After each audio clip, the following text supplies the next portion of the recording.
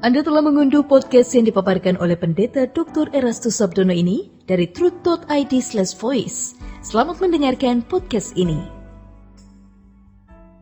Shalom saudara sekalian, salam sejahtera. Kebenaran hari ini berjudul transaksional.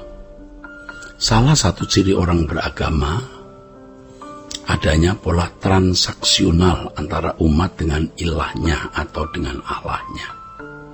Pola transaksional di sini maksudnya ada pertukaran antara umat dan ilah yang disembah untuk memperoleh sesuatu. Dalam kepercayaan tradisional, biasanya ketika umat hendak datang kepada ilah untuk memohon berkat atau perlindungan, umat membawa sesajian atau persembahan tertentu atau kurban. Sesajian atau persembahan atau kurban tersebut menjadi syarat pertukaran umat kepada ilahnya untuk memperoleh sesuatu. Tanpa sajian atau persembahan atau kurban, kedatangan umat kepada ilahnya dipandang tidak memenuhi syarat. Saudaraku sekalian, jadi kalau tidak membawa sesuatu yang dianggap sebagai sesajian atau persembahan atau kurban, itu tidak memenuhi persyaratan guna memperoleh berkat. Sedangkan dalam agama pada umumnya bentuk memberi sajian ini umumnya telah ditinggalkan. Namun pola transaksional di mana umat membawa sesuatu sebagai syarat pertukaran dengan Allah untuk melakukan sesuatu yang diinginkan oleh umat masih terjadi. Dalam konteks agama Kristen, terutama di kalangan Pentakosta Karismatik misalnya, jemaat berpikir bahwa dengan menaikkan pujian dan penyembahan, Tuhan disenangkan. Semakin kusuk pujian dan penyembahan yang dilantunkan, jemaat merasa Tuhan akan semakin mendengar doa dan permohonan mereka. Sebenarnya ini adalah pola transaksional yang menjadi ciri khas orang beragama.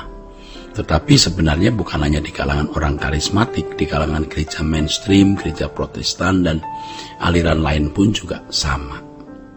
Ada unsur-unsur transaksional ini. Bagi orang Kristen yang belum dewasa, hal ini bisa ditolerir, bisa dimengerti, sebab mereka masih dalam pola berpikir duniawinya.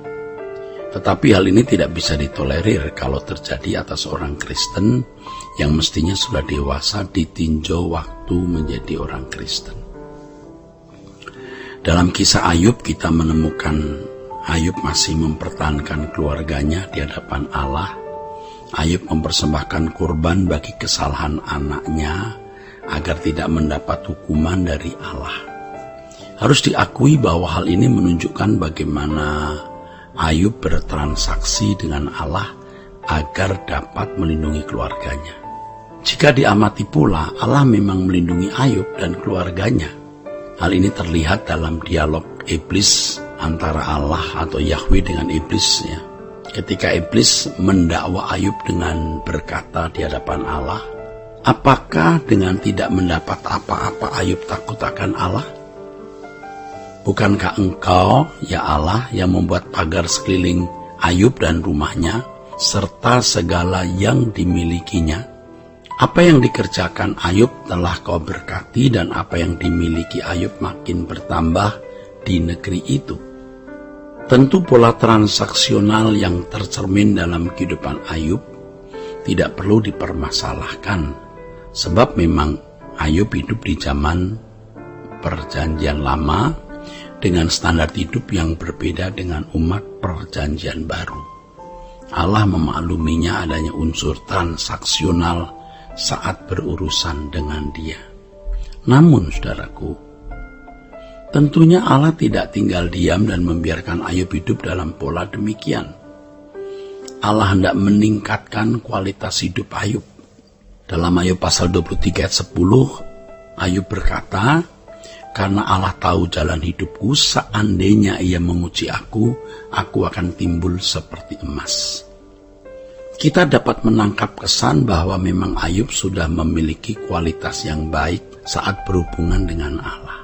Namun, belum dalam kualitas yang tinggi. Belum. Ayub mengatakan, aku telah menetapkan syarat bagi mataku, masakan aku memperhatikan anak dara atau anak gadis atau menjadi genit sama begitu. Ini menunjukkan bagaimana Ayub menjaga kesucian moralnya. Bahkan ia mengatakan di dalam pernyataannya, apakah kita mau menerima yang baik dari Allah tetapi tidak mau menerima yang buruk? Hebat saudaraku ya.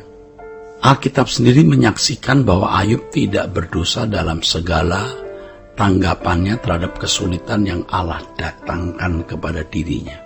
Ayub pasal 1:22. Ayub ini tidak bersalah dalam perkataan. Jadi kita melihat dari satu aspek bahwa Ayub memang memiliki kualitas rohani yang sangat baik. Ayub sudah memiliki kualitas yang cukup baik dibanding orang sezamannya, bahkan tidak ada orang yang lebih baik dari Ayub. Namun demikian, Ayub masih dalam pola transaksional yang ingin dimurnikan oleh Tuhan. Pola transaksional pada masa itu semakin terlihat ketika sahabat-sahabat Ayub mempersalahkan dia terkait dengan peristiwa yang menimpa Ayub. Sahabat-sahabat Ayub berkata bahwa Allah tidak mungkin berhenti memberkati Ayub kalau memang Ayub tidak bersalah.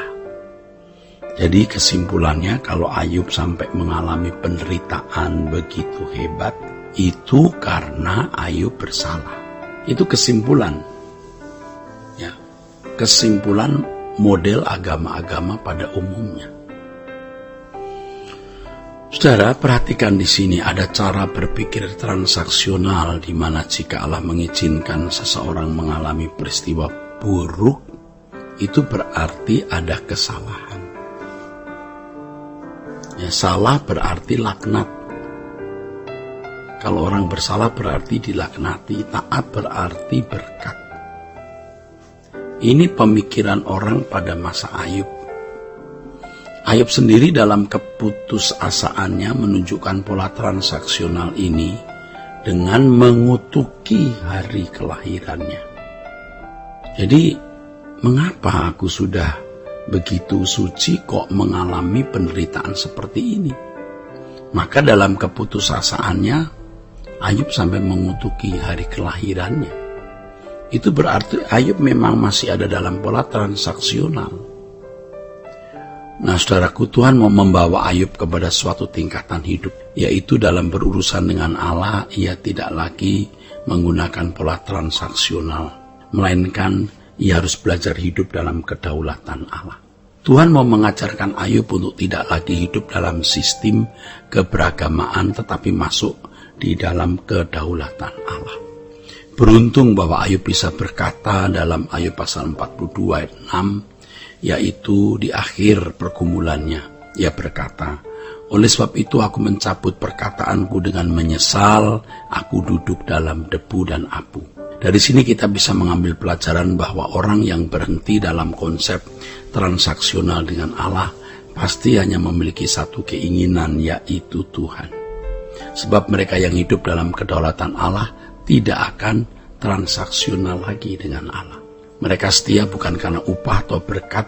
Mereka tidak mempermasalahkan apakah diberkati atau tidak. Tetapi Tuhan dan kerajaannya menjadi satu-satunya tujuan hidup. Sehingga kesetiaan orang-orang percaya seperti ini berpijak pada penurutan terhadap kehendak Allah dan penyerahan diri yang total untuk mengikuti jejak Tuhan. Tuhan memberkati saudara-saudara sekalian. Sola Gracia. Untuk berlangganan renungan harian dalam bentuk cetak, silakan hubungi Truth Literatur di nomor telepon 0878 7870 7000. Untuk mendapatkan CD khotbah, MP3 renungan Truth, dan CD album lagu produksi Sola Gracia, Anda dapat menghubungi di hari dan jam kerja di nomor telepon 021 638 60953. Tuhan Yesus memberkati. Sola Gracia.